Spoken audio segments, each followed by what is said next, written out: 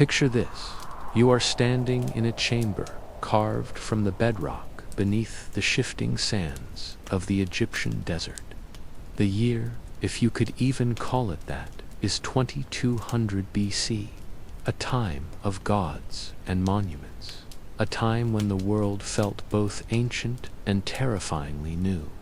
You are a young soldier, barely old enough to grow a proper beard, summoned from your thin straw mat at midnight. So, before you get too comfortable, take a moment to like this video and subscribe to the channel, but only if you genuinely enjoy what I do here. Your support means the world. Also, do me a favor and tell me where you're watching from and what time it is right now. I want to get a sense of who else is out there, maybe feeling a little bit of a chill themselves. The orders were whispered, urgent, and laced with a quiet dread that made the hairs on your arms stand up. Bring honey, 10 jars of it. Tell no one where you are going. And now you watch. The only light comes from torches set in rusted iron sconces, their flames stretching and dancing, casting lantern gold shadows that writhe like living things upon the rough-hewn walls. In the center of the chamber, on a raised stone platform, slick with something you refuse to name, stands a boy. He is naked, his small frame trembling, not from the chill of the underground air, but from a terror so profound it has stolen his voice. Servants, their faces as blank and still as funerary masks, move with a practiced grace, pouring the contents of your jars over him. The honey, thick and amber, coats every inch of his skin. It cascades over his shoulders, drips from his fingertips, and pools at his feet, transforming his trembling body until he gleams a terrible liquid gold in the flickering torchlight. The boy has been trained for this moment, trained not to speak, not to cry out, not to move a single muscle. His discipline is flawless, a statue of silent obedience. But his eyes are a different story. They are wide, dark pools of screaming agony, and they are fixed on you. You, the soldier who brought the honey. You, the silent witness. You feel a buzzing in the air, a low thrum that vibrates through the soles of your leather sandals and up into your bones. It grows louder, a symphony of 1,000, no, 10,000 angry wings. Around the perimeter of the room, large clay containers, sealed with wax and cloth, begin to shake. They rattle against the stone floor, a hollow, percussive beat against the growing hum. You know what's inside them, because you've heard the whispers, the stories that servants tell in hushed tones when they think no one is listening. Inside those containers are 3 types of creatures, each a masterpiece of cultivated cruelty. There are the scarab beetles, starved for 5 long days until their hunger has become a single-minded, frantic need to devour. There are the fire ants, gathered from the sun-scorched Nubian valleys, their tiny bodies fed on nothing but animal blood until their venom burns with an unholy fire. And then there are the wasps, a special breed, cultivated over generations for pure aggression, kept constantly agitated with bellows of thick, acrid smoke. Their buzzing is a promise of pain. But your eyes drift to a 4th container, larger than the others, tucked away in a dark corner. It is still silent. Whatever is inside, that one doesn't buzz or scrabble. It waits. And the whispers you've heard about that container are the ones that will haunt the nightmares of this land for the next 4,000 years. The heavy silence of the chamber is broken by the sound of shuffling footsteps. The Pharaoh enters. He is an ancient thing, a relic of a forgotten age. Some say he is 96 years old. Others whisper he has seen a century pass. He has ruled this kingdom for 90 of those years, taking the throne as a boy of 6. He has outlived 8 generations of his own children, grandchildren, and great-grandchildren, a withered tree standing alone in a forest of his own making. His name is Pepe, too. And what happens next will be methodically, obsessively, erased from every official record in the kingdom. But it will be whispered by priests in their hidden sanctuaries. It will be documented with horrified fascination by foreign merchants and travelers. It will be discovered, millennia from now, in mass graves filled with small bones, graves that will make seasoned archaeologists put down their tools and walk away from their careers, their faces pale, their hands shaking. With a single, almost imperceptible gesture from his withered, jewel-encrusted hand, the servants unseal the clay pots. The beetles arrive first. A living carpet of iridescent black shells pours onto the floor and swarms up the stone platform, drawn by the irresistible sweetness of the honey. They move with a terrifying speed, a single undulating mass that covers the boy's golden skin in seconds. Each beetle begins to eat, their powerful mandibles designed by nature to tear through the tough hides of desert creatures, far tougher than the soft flesh of a child. The boy, so disciplined, so still, tries not to move, but his body betrays him. His muscles twitch and spasm as dozens, then hundreds, of tiny, sharp bites tear at him simultaneously. His silent scream is a dance of pure, uncontrollable agony. Then come the ants, not in a wave, but in rivers of crimson fire that flow up the platform, following the trails of honey. They pour into his eyes, his ears, his mouth. Each ant sinks its pincers into his flesh and injects a venom that burns, just as their name suggests. The boy's disciplined silence finally breaks. A choked, gurgling sound escapes his lips, a sound that is not quite a scream, because his throat is already swelling shut. By the time the wasps arrive, a buzzing, furious cloud of black and yellow. His face is already a distorted mask of torment, his features swollen beyond recognition. The wasps ensure that within minutes he is no longer human. He is a monument to suffering. The screams that finally tear through the specially designed, sound-dampening walls of this chamber are not just from pain. They are born from a realization more terrible than any physical torment. This is not punishment. This is not a sacrifice. This is entertainment. His suffering is a performance. And the ancient Pharaoh, watching from his gilded throne, is leaning forward, not in horror, but in fascination. He occasionally calls out adjustments, his voice a dry, rasping whisper. More honey on the feet. The beetles are slowing. Release another wave of ants, but only on the left side. Let the wasps concentrate on the softer areas. He is a director perfecting a scene, an artist working with a canvas of flesh and a palette of pain. This session, you are told, will last for 3 hours. The boy will, against all odds, survive. He will be carried to recovery chambers where skilled physicians, their hands steady and their eyes empty, will keep him alive. This is not an act of mercy. It is an act of economy. He is expensive to replace. He will heal over weeks, fed special foods to restore his strength, his wounds treated with soothing salves to minimize the scarring. And then, when he has recovered just enough, when his skin has just begun to lose its raw, weeping texture, it will happen all over again and again and again, until he finally ages out of the Pharaoh's interest, or his body simply gives up.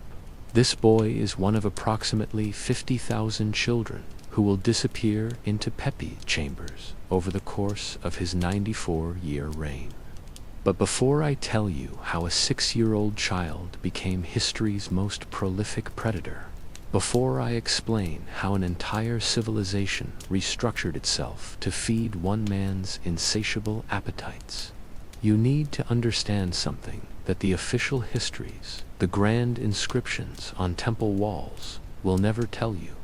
Pepe, too, was not born a monster. He was crafted. He was shaped. He was evolved through a perfect, horrifying storm of unlimited power, unspeakable childhood trauma, and 9 long decades of never once experiencing a consequence for his actions. What you are about to learn is not just a story from the distant past, buried under millennia of sand and silence. It is a blueprint, a pattern that repeats itself whenever a human being is given absolute power for too long. This is the story of how a traumatized child became a living god, how a god became a monster, and how the silent, unrecorded deaths of 50,000 children brought down the greatest empire on earth, not with a bang, but with their absence. But before we descend into the darkest corners of this ancient civilization, if you enjoy learning about the hidden truths of history, the stories that are whispered rather than proclaimed, consider hitting that like button and subscribing for more content like this. And please, comment below and let me know where you're listening from. It's always good to know who's gathered around the fire. Every monster has an origin story, a moment where the path diverges, where the human soul takes a turn into a dark and lonely wood from which it will never return. For Pepe too, that moment began in the year 2278 BC. It began with blood, with betrayal, and with a coronation ceremony that would shatter the fragile mind of a 6-year-old boy into something utterly unrecognizable. His father, the pharaoh Pepe, died from what the palace officials called a scorpion sting. A strange scorpion indeed, one that somehow managed to bypass 14 armed guards, navigate through 4 locked doors, avoid 2 royal food tasters who were sleeping in the antechamber, and deliver a fatal sting that left wounds that, to a trained eye, looked exactly like the puncture marks of a narrow bronze dagger. Even stranger was how the crown prince, Pepe's older brother, died in the very same week from something they called river fever. This was particularly odd, considering he had been leading a military expedition deep in the desert for the past 3 months, hundreds of miles from any river, that left little Neferker, known to his family as Pepe, the 4th son, the one nobody ever expected to matter. He was a quiet, timid boy who played with carved wooden soldiers and followed his mother around the women's quarters of the palace. He was a child so far down the line of succession that no one had even bothered to train him for power, to teach him the cruel calculus of rule. Within 7 days, he would be covered in blood, crowned as a living god, and he would discover something dark and hungry within himself, a shadow that would grow and fester for the next 9 decades. The coronation of a pharaoh was a sacred ritual, a piece of powerful political theater designed to transform a mere mortal into a divine being. But what happens when you perform this ritual on a mind that is too young to understand the difference between symbol and reality? What happens when a 6-year-old boy, in his heart of hearts, truly, completely, believes that he has become a god? The ceremony began at dawn. The air was cool and carried the scent of damp earth from the Nile. The high priests stripped the child, naked, before an audience of 3,000 watching nobles, their faces a sea of impassive curiosity. A great white bull, specially raised and consecrated for this single moment, was led into the grand hall. Its muscles rippled under its pale hide, its breath misting in the morning air. With a single, precise cut, the priest opened the bull's throat. The blood, shockingly red, fountained into a golden basin large enough for a child to bathe in. The bull's eyes, wide and dark, were still blinking with a fading, bewildered light when two priests lifted the small, naked boy and plunged him into the basin of warm, rapidly cooling blood. They held him under. The muffled chatter of the court died away into a heavy silence, thick enough to touch. You can imagine the panic, the burning in his small lungs, the desperate, thrashing struggle of a child's body convinced it is drowning. And then, at the very last moment, they pulled him up, gasping, sputtering, and stained a brilliant, terrifying crimson. The entire court held its breath, expecting the normal reaction. They expected tears, screams, a desperate cry for his mother. Instead, little Pepe laughed. It was not the nervous laughter of fear, nor the hyperchid giggle of hysteria.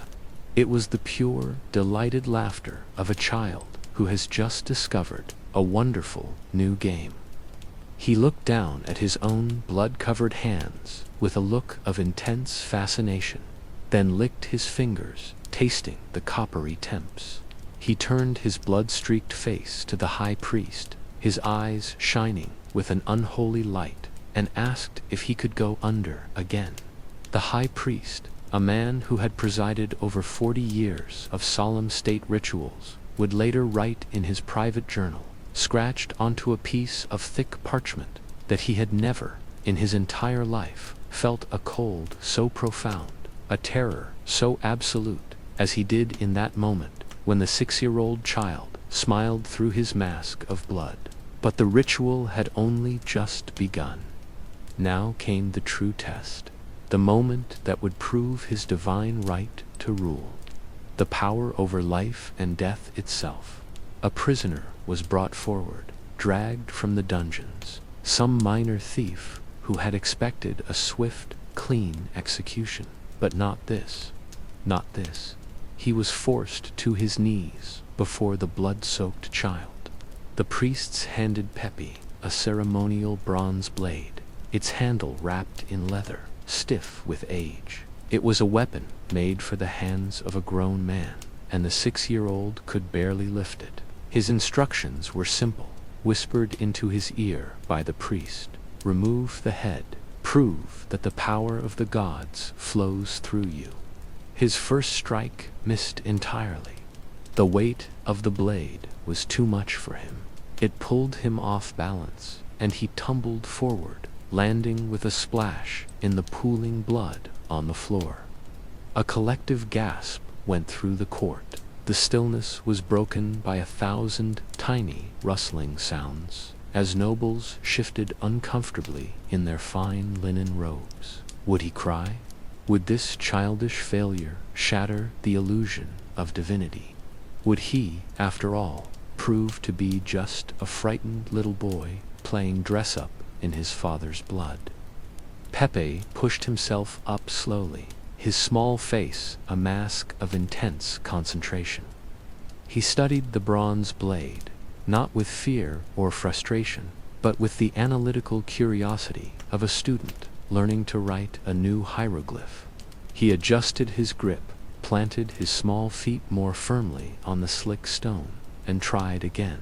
The second strike was better. It caught the prisoner on the shoulder, opening a deep gash that sprayed a fresh arc of blood across the front row of nobles, who flinched but did not move.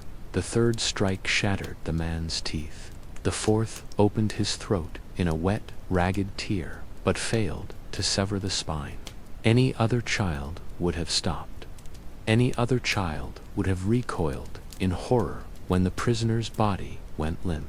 But Pepe continued, strike after strike, a grim, methodical rhythm of metal on flesh and bone. He was learning. With each clumsy swing, he adjusted his technique, discovering the most effective angles, the most efficient application of force. It took 11 blows before the head finally separated from the body with a sickening, wet crunch.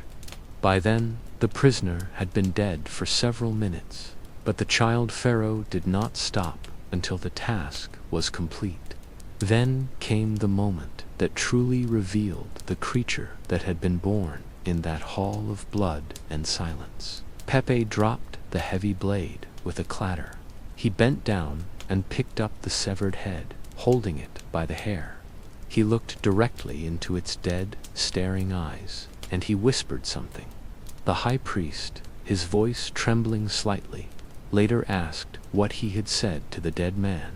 The new pharaoh, his small body still dripping with the blood of the bull and the blood of the man, replied with words that would define his entire monstrous reign.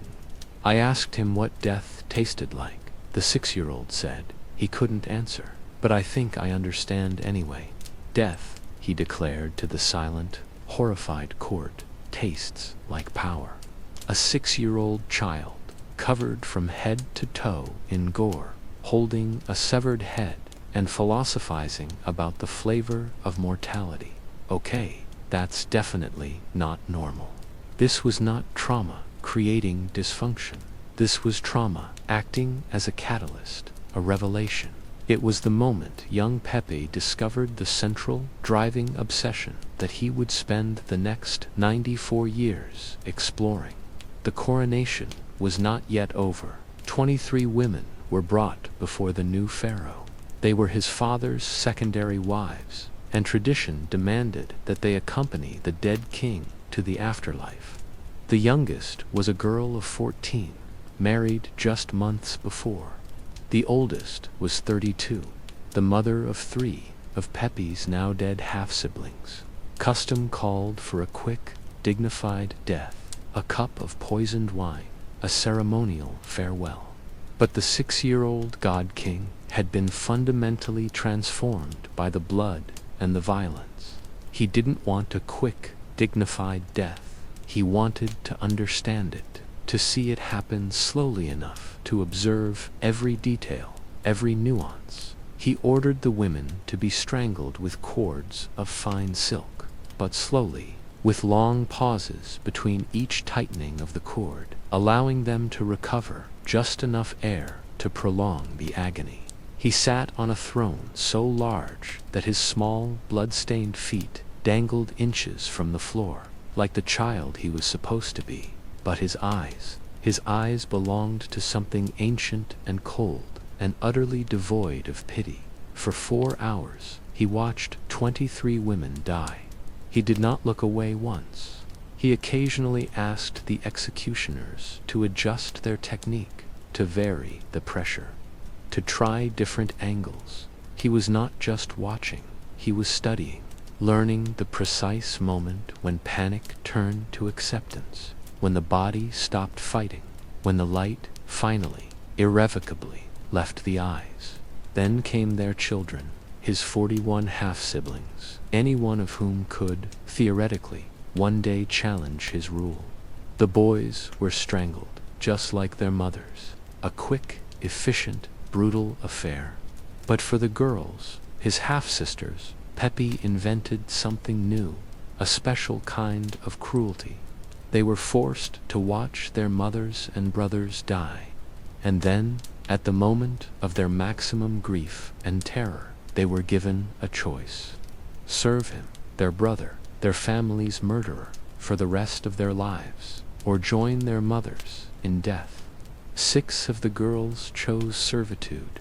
They would spend the next several decades wishing, with every fiber of their being, that they had chosen the silk cord.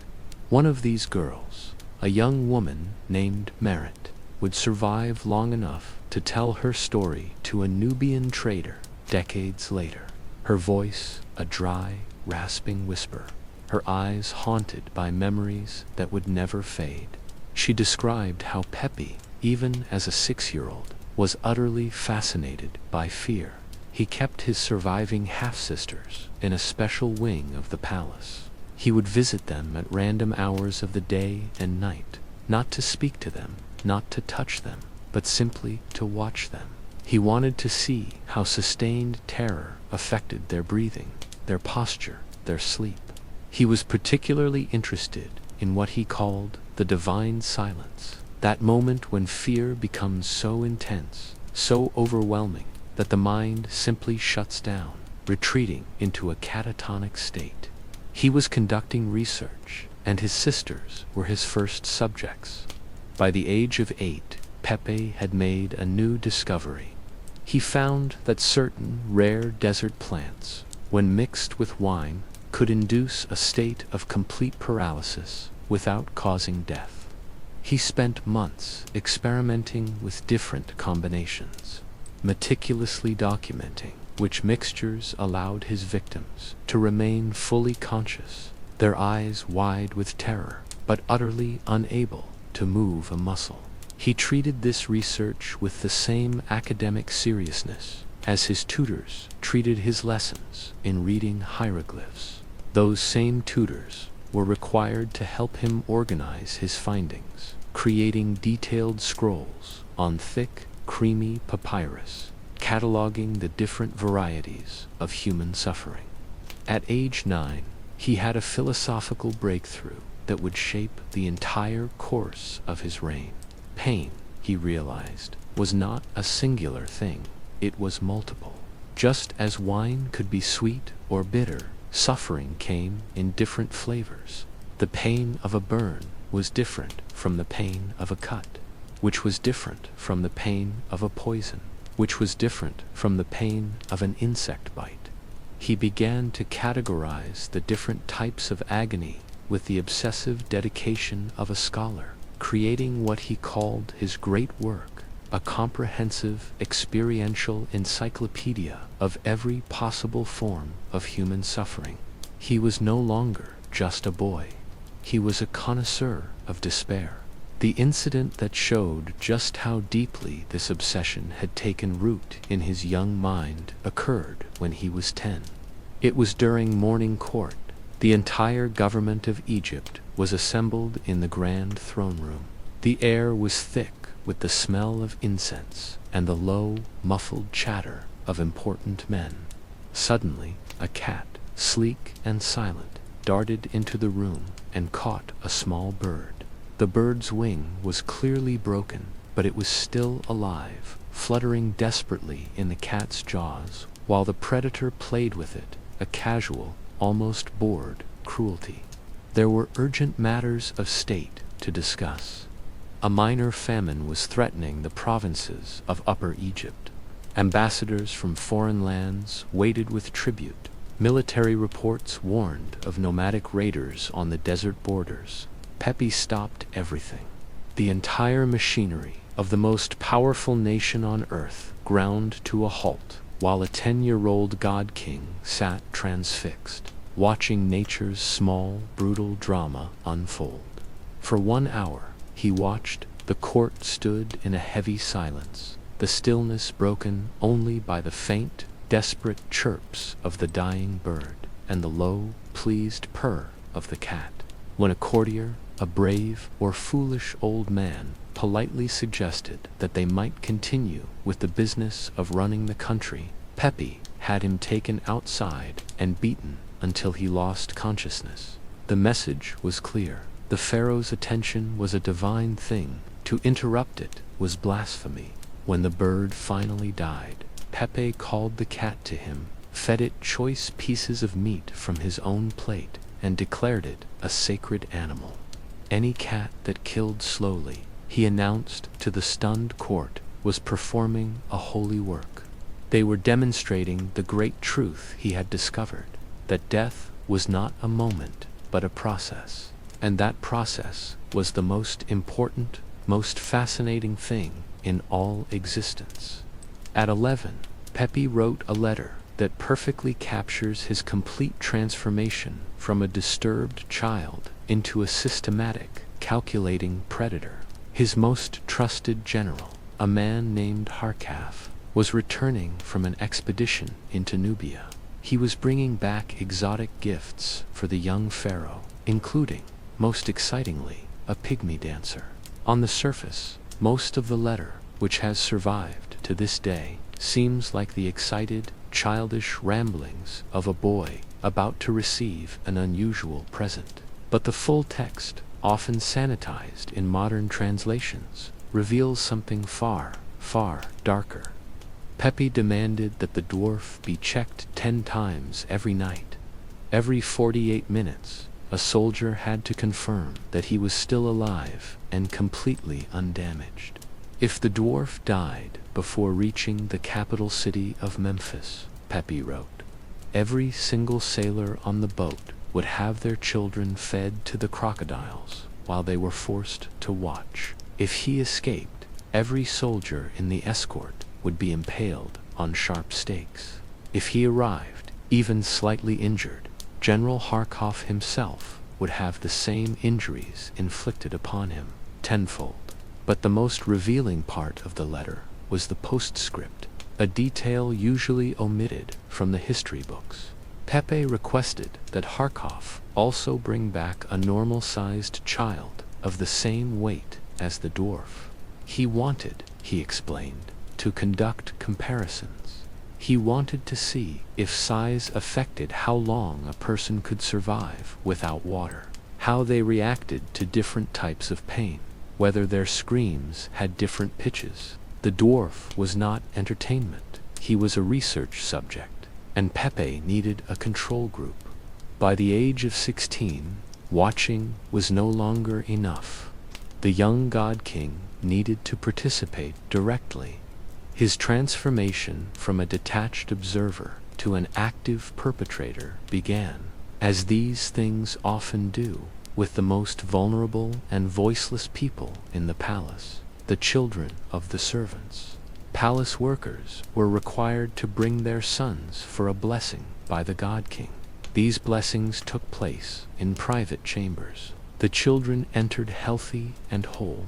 They left damaged, their eyes empty, their bodies bearing wounds they could not explain. Some of them never left at all. The first documented incident that even the meticulous Egyptian record keepers could not completely hide or explain away occurred when Pepe was 24 years old, the 13-year-old son of a noble family. A boy renowned for his musical talent had been invited to join the palace musicians. 3 days later, his body was returned to his family. His injuries were so extensive, so horrific, that the royal embalmer, a man who had seen everything, refused to prepare the body for burial. He claimed that the boy's ka, his life force, his very soul, had been damaged beyond repair. The family, wealthy, powerful, and well-connected, demanded justice. They were impossible to silence with threats or bribes. So Pepe did something both brilliant and utterly terrible. He declared that their son had not been murdered. He had been chosen for a sacred transformation. His suffering, Pepe announced, had opened doorways to divine knowledge. The family should feel not grief, but honor. Then, he invited the entire family to the palace to receive compensation for their pious sacrifice. They were never seen or heard from again. It was around this time that Pepe created a new position in his government, a role that would allow him to industrialize his obsessions. He called it the Overseer of Royal Entertainments. Officially, it sounded like a ceremonial post, responsible for organizing festivals and dancers. In reality, it was a procurement operation that would eventually employ nearly 1,000 people across the length and breadth of Egypt. The first man to hold this title was a former slave trader named Kedi, a man chosen specifically for his complete and utter lack of a conscience. Within months, Kedi had established a terrifyingly efficient network of scouts, transporters, guards, doctors, and disposers. He created detailed criteria for the selection of victims. They had to be boys, always boys, between the ages of 8 and 14. He had lists of specific heights, weights, and skin tones. Even the sound of their voices was evaluated. Pepe, his hearing beginning to fail even in his early 50s, preferred boys with higher-pitched voices. He found he could hear their screams more clearly. The honey rituals, the ones you witnessed in that torchlit chamber, began when Pepe was 52, in the 46th year of his reign. By then, the suffering of individual victims no longer satisfied him. He needed spectacle. He needed ceremony. He needed what he called his symphonies of sensation. The idea, it is said, came to him while watching warehouse workers who had accidentally spilled a large vat of honey and were being swarmed by angry insects. Pepe observed a young worker, his skin covered in biting ants, and he experienced what witnesses later described as a religious revelation.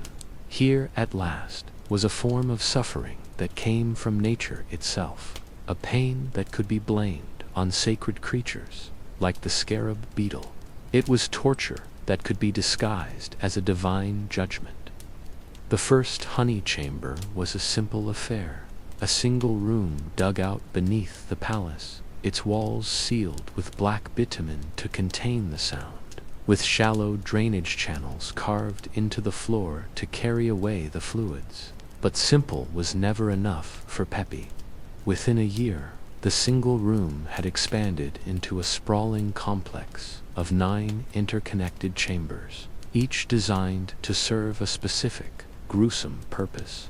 There was the preparation chamber, where the boys were cleaned and oiled; the honey room, for the main ritual; the beetle pit, where victims were submerged in thousands of carnivorous scarabs; the serpent chamber, for those who had, somehow, developed a resistance to insect venom; the water room, which contained pools filled with things that should not exist in nature; the fire chamber, where controlled, localized burning was used to create specific types of pain; the recovery room, where victims were kept alive for repeated use; the disposal chamber, whose purpose needs no explanation; and at the very center of it all, an elevated observation platform where Pepe could watch everything. The honey itself became a subject of precise scientific study. Pure honey, they discovered, attracted insects, but not aggressively enough. Through a series of systematic experiments on the first few victims, the palace torturers discovered the perfect formula. Honey, when mixed with human saliva, changed its scent in a way that drove certain insects into a frenzy. The salt from human tears was a powerful attractant for other species. A small amount of blood drew the ones that preferred protein. But the most effective ingredient, they found, was fear itself. The pheromones released by terrified children, when mixed into the honey, created an aroma that predatory insects found absolutely irresistible. They had weaponized terror. The insects, too, were cultivated with a similar cold precision. The scarab beetles were fed exclusively on raw meat until they learned to associate the scent of living flesh with food. The fire ants were selectively bred for venom potency and aggression. The wasps were kept in a state of constant agitation through the use of smoke and vibrations. Each species was tested to determine the optimal starvation period required to produce the maximum level of violence. A typical session, like the one you are witnessing, followed a strict, unvarying protocol.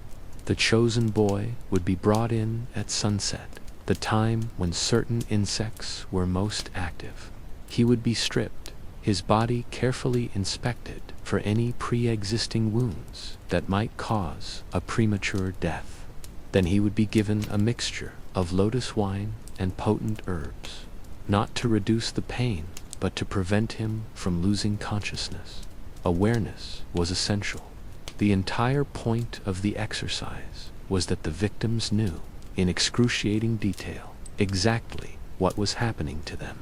The boy would be positioned on the stone platform, its surface carved with intricate drainage channels. Leather restraints, softened with oil, would be placed at his wrists and ankles. They were tight enough to prevent escape. but just loose enough to allow for the desperate, writhing movements that Peppy so enjoyed watching. Then came the application of the honey. The servants, their movements practiced and efficient, used brushes made from palm fronds to coat every surface of the boy's skin. Special attention was always paid to the most sensitive areas of the body, the places that were guaranteed to provoke the most dramatic reactions. The insects were then released in carefully calculated waves. First, the beetles, usually between 50 and 100 of them. They would consume the honey while also biting deep into the flesh beneath. This was the point where the boys would begin to struggle in earnest, as dozens of sharp mandibles pierced their skin simultaneously. Then came the ants, hundreds of them, pouring onto the platform like a living red tide.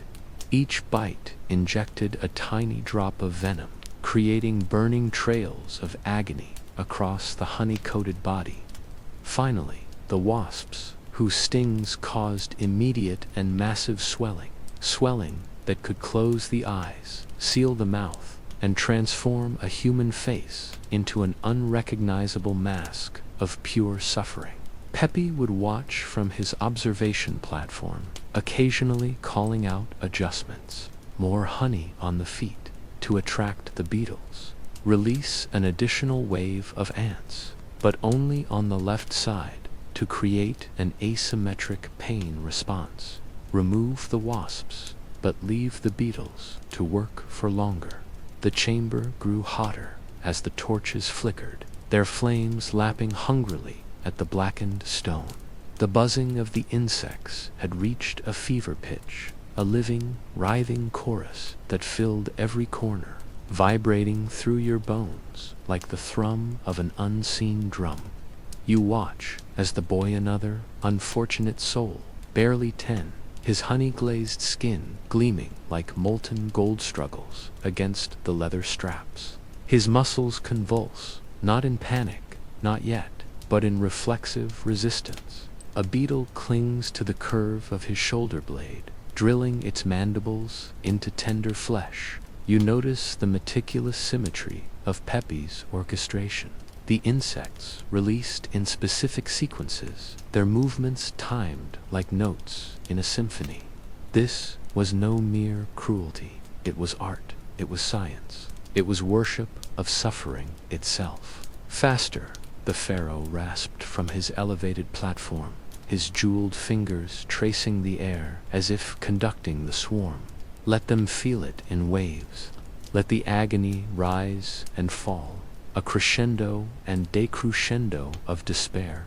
His words, soft yet unyielding, carry authority that shakes the chamber more than the flailing, screaming child ever could. The priests and servants obey without hesitation, their faces masks of trained neutrality. Though you can feel the tension in the air, the almost imperceptible shiver in their postures. They have seen decades of these ceremonies.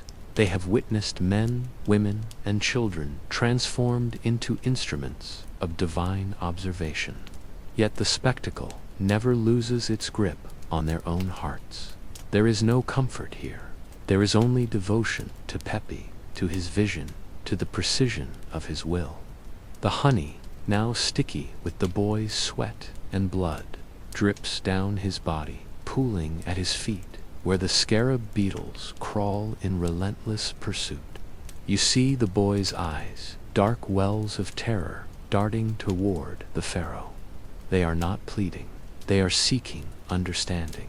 Perhaps they hope that comprehension can shield them from fate.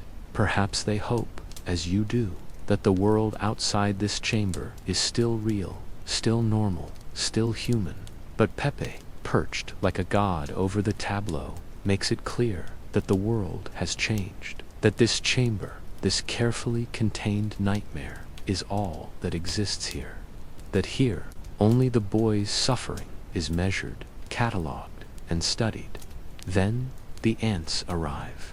Unlike the beetles, they are methodical, almost surgical.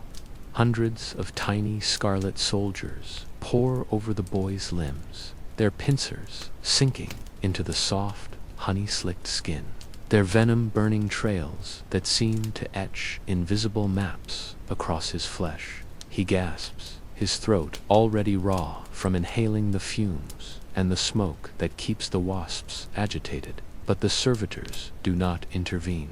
He is to experience every nuance.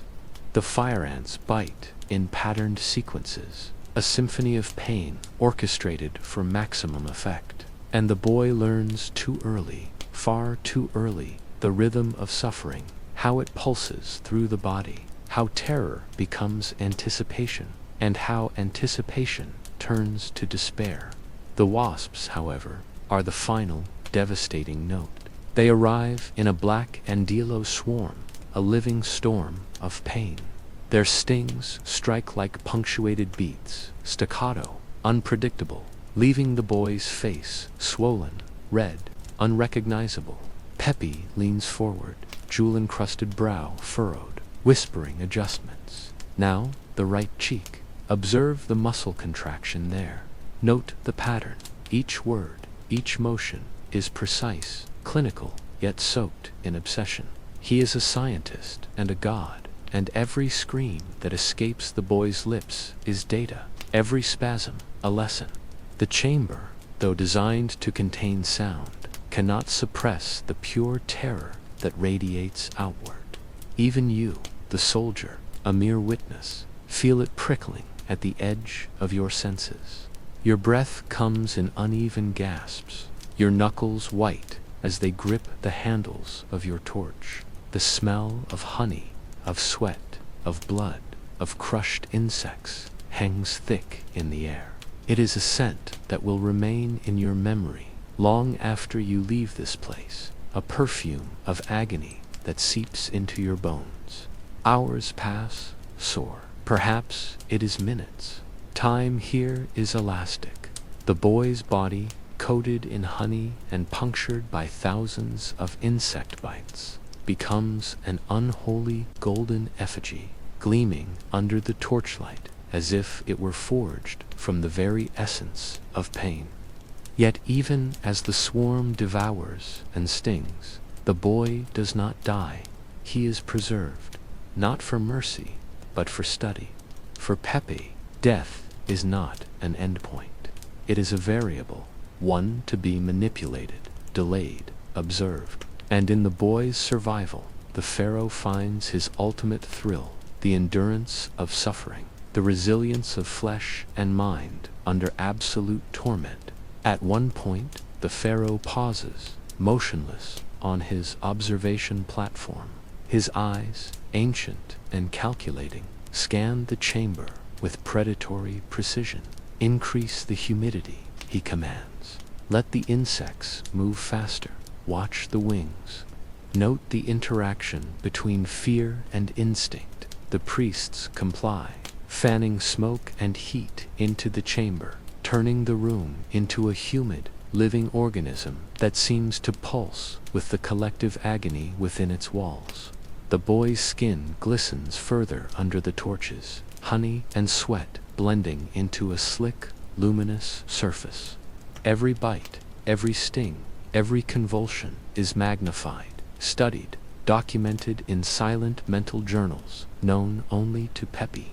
And yet, amidst this orchestrated horror, there is a rhythm, a pattern that even you, standing at the periphery, cannot ignore. Pepe's obsessions are methodical, deliberate, recursive. Each child, each session, builds upon the last. Each scream is not random but measured. Each twitch, each sob, each moment of collapse is catalogued. Pepe is not merely cruel, he is meticulous, a scholar of agony. And as you watch, a dreadful realization settles into your chest. This chamber is not an anomaly. It is the culmination of a lifetime of obsession, a practice perfected over decades. The honey, the insects, the terror, they are not accidents, not aberrations. They are the apex of Pepe's vision. The chamber is his laboratory, the children are his experiments, and you, soldier, are its witness. By the time the final wasps are removed, and the boy is left quivering, raw and trembling, the pharaoh leans back on his throne, satisfied. His eyes, blind with cataracts, yet still unyielding, sweep over the chamber. The servants, silent and still, begin the meticulous process of washing the honey from the boy's body, tending to injuries just enough to ensure he will live to endure the next session. Pepe's lips curl in the faintest of smiles, a shadow of satisfaction that chills the air more than the torches ever could. Prepare him for recovery, he whispers. We begin anew at dawn. And in those 3 words, you understand, there will be no reprieve, no mercy, only the ceaseless cycle of observation, study, and suffering. This is the rhythm of the Pharaoh's world, a world where divinity and monstrosity are one and the same, a world where power tastes sweet, like honey, and suffering is the currency of eternity. The recovery chamber smelled of herbs and disinfectants, a bitter, sterile scent meant to mask the lingering copper temps of blood. The boy, still coated in a thin sheen of sweat and residual honey, lay on a stone slab cushioned with linen. Servants moved around him like ghosts, their hands precise, removing splintered mandibles from his skin, extracting tiny stingers from swollen flesh. Their movements were quiet, mechanical like clockwork-end, yet even they flinched at the sight of open wounds, the gleam of raw, inflamed skin beneath the honey's gloss. You, the witness, are frozen in place, the memory of the buzzing still echoing through your bones. You feel as if your own body has absorbed some of the terror, some of the boy's acute awareness of impending pain. Pepe rises from his observation platform and descends with slow, deliberate steps. Each jewel on his robe catches the torchlight, scattering tiny points of fire across the chamber walls. Even in the dim glow, you see his face is a map of age and obsession. Sunken eyes ringed with yellowed sclera, lips thin and pale, a jaw set with the quiet, inexorable certainty of a mind that has never known challenge or consequence. The pharaoh's gaze falls on the boy. He kneels slightly, inspecting the subtle twitch of fingers, the micro-contractions of muscles that betray residual reflexive terror. Fascinating, he murmurs. Even in diminished strength, note the adaptive capacity. His voice carries the same tone as a professor lecturing a class, utterly detached, yet saturated with curiosity that borders on reverence. He is not here for justice. He is not here for mercy. He is here for data, for understanding, for control. The boy flinches under the gaze, and you see the remnants of conscious calculation flicker in his eyes. He is already learning, already observing the observer. Survival is instinct, yes, but in this palace, observation is currency. By the time the boy's body is cleaned and dressed in fresh linen, Pepe has already moved on, inspecting other chambers, consulting with priests about the next session. But his attention is never truly diverted.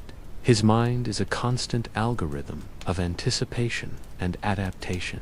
He is thinking several layers ahead, considering the angles of pain, the potential reactions of each type of insect, the placement of each child on the platform. To you, it seems madness, yet there is order in it, a rhythm, a structure as rigid and unforgiving as the geometry of the pyramids. Outside the chambers, the palace hums with the machinery of obedience. Children are gathered for training, for observation, for preparation. Whispers of the honey rituals circulate among the attendants, a secret language of dread that twists in the stomachs of those who hear it. The corridors echo with the faint footsteps of those selected for the next session. They do not scream yet. They cannot. Fear is honed gradually, cultivated like a crop under careful supervision. Pepe understands that terror must be layered, its impact cumulative. One scream is fleeting. One session ends, and the memory fades. But repetition, precision, study, these are immortal. These build the framework of absolute power. In the evenings, Pepe walks the palace gardens, a place of cultivated beauty and hidden menace. The lotus flowers shimmer in the fading sunlight, their petals redolent with the same intoxicating aroma he has learned to manipulate. A servant tasked with maintaining the exotic plants glances nervously at him. Pepe stops, eyes narrowing. Every sense, he says, his voice low and careful, can be calibrated. Sight, sound, smell, touch, and fear. Do not forget fear. The gardener bows, lips pressed tight, understanding that in this kingdom, obedience is measured by precision and survival. Later, Pepe convenes his council. These are the men who maintain the machinery of state. Generals, priests, overseers. They speak of famine, rebellion, foreign incursions. Yet Pepe listens only intermittently, his attention returning always to the finer details of human response, the parameters of controlled suffering. When a report mentions a provincial disturbance, he weighs it against the efficacy of his experiments. He does not dismiss unrest lightly at his data, but he also does not allow it to distract him from his purpose. To him, the world is a laboratory. The empire is a petri dish. Every person, every child, every soldier is a variable in his calculations. The overseer of royal entertainments reports in hushed tones, detailing the acquisition of the next subjects. Boys are transported from distant provinces, sometimes willingly, often under duress, selected for physical traits, for vocal pitch, for temperament. Each child is catalogued meticulously: age, weight, skin tone, reactions to minor stimuli. Pepe studies the scrolls with a scholar's fervor, annotating, adjusting. The left foot more sensitive, he asks. Noted. Add to the honey chamber protocol. Timing is crucial. 33 seconds is the threshold for maximal response. We cannot afford deviation. His focus is such that even the most pressing matters of State the Nile's water level, taxes, military patrols, are background noise. When night falls, the torches are lit once more, casting the same shifting shadows on stone walls that have witnessed centuries of ritualized suffering. The boy from the afternoon session is placed back on the central platform, now stronger, having recovered under the meticulous care of the palace physicians. The honey is applied again, insects prepared, the ritual sequence rehearsed down to the last breath.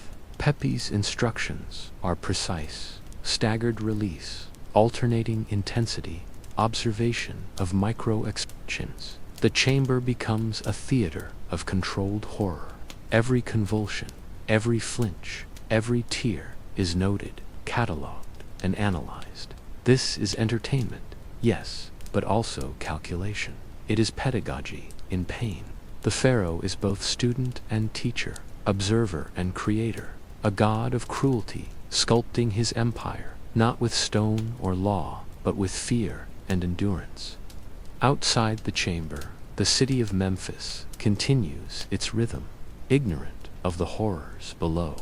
Merchants trade, priests conduct ceremonies, farmers tend the Nile's banks. To the uninitiated, Pepe is merely an ancient ruler, a figure of longevity and wisdom.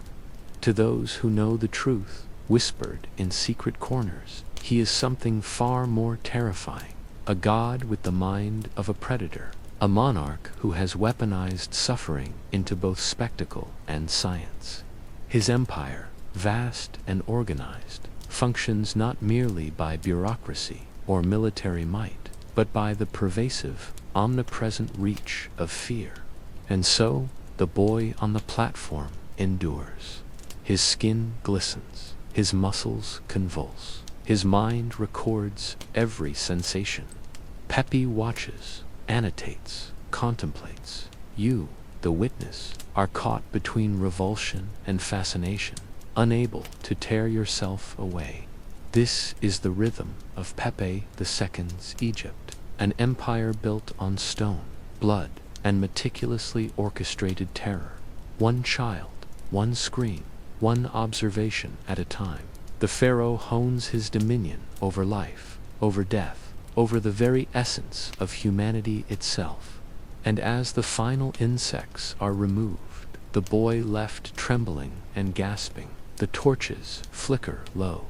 Pepe rises, slowly, carefully, his mind already moving to the next experiment, the next child, the next variation in his symphony of sensation. The chamber falls into a tense, expectant silence, the echoes of screaming fading but never disappearing entirely.